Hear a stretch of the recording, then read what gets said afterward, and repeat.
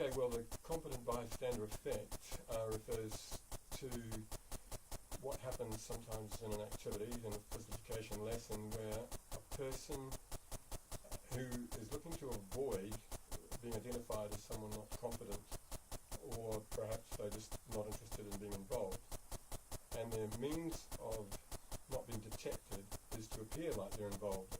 So they give an air of competence, but in effect they are a bystander. They don't actually do anything. The perhaps classic example is the person whose turn it is to do something in gymnastics, and there's a long line, and as they come towards their turn they suddenly are at the back of the line again without being noticed. Or in a sport, say they might be playing basketball, they get near a good performer, they cheer, they look like they're involved, they run up and down, but typically don't want to receive the ball, but they look the part. So in a school situation, such a person typically turns up on time, is polite, there's never a behaviour problem, has their gear, but seldom does anything. And when the teacher reflects on that student, they typically see them as someone who's competent, involved, but probably struggle to have any specific knowledge about what this person has done.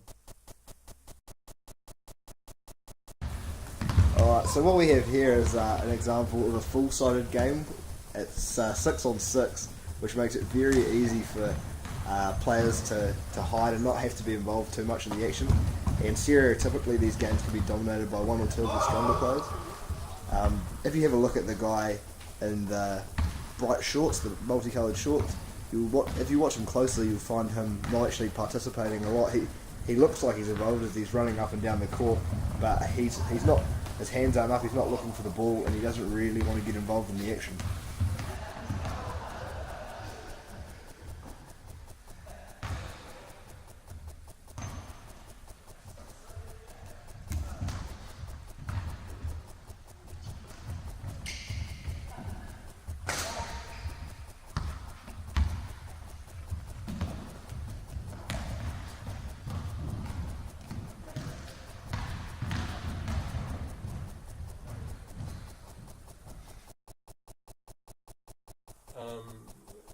In the first instance is to step back from your class and watch carefully about what goes on, but also perhaps the small-sided game approach. If you're teaching games, have small-sided game approaches, because it's hard to hide in a small-sided game. You have to be involved.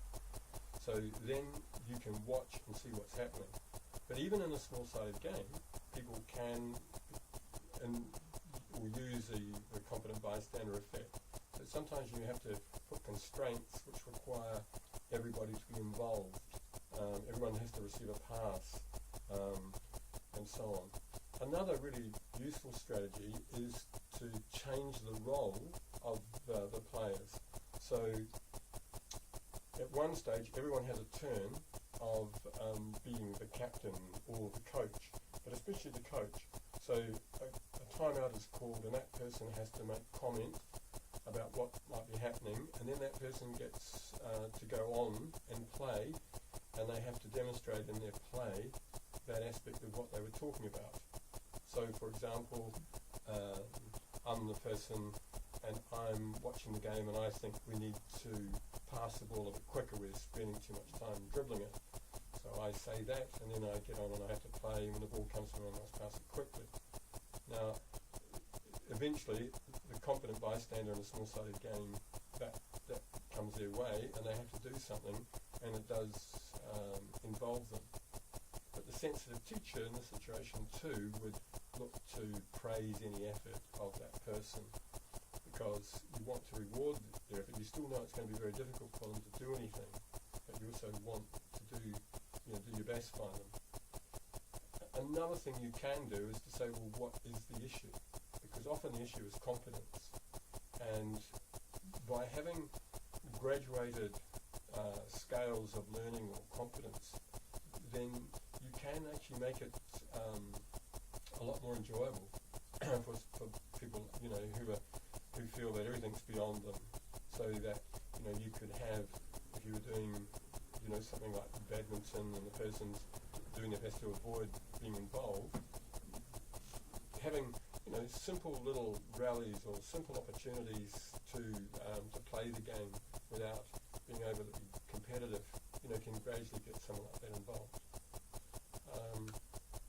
But yeah, there's essentially, I think, in games anyway, small-sided games, or doing things which reduce the ability to be identified.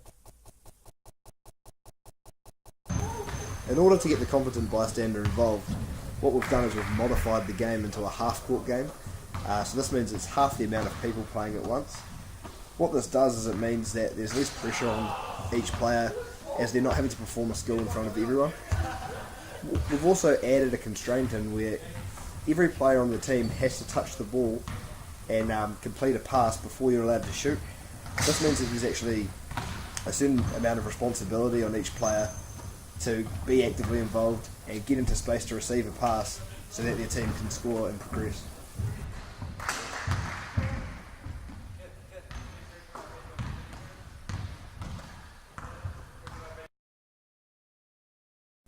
One or two examples, excuse me, of having witnessed a competent bystander effect was actually a couple of years ago here, where a student in developing a game for his peers around the use of tactics, and the tactic was that there were it was a big game of soccer. There were 4 goals to play into, and the focus was on decision making because you could play into any of the 4, and so you were obviously having to look up and see what was going on, have an external wide vision rather than just focusing on one thing. The problem was that with so many people playing and that 1 or 2 people dominating, it gave an opportunity for students to opt out, but also one saw there the competent bystander effect in work, and that a number of the students, not all female, but mainly female, would move alongside the ball, but if the ball came towards them, they would avoid it, but again they were congratulatory of people on their team doing well.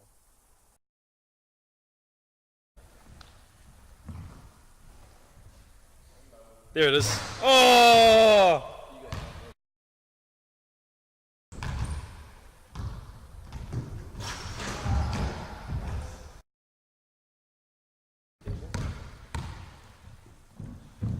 Two in a row. Oh!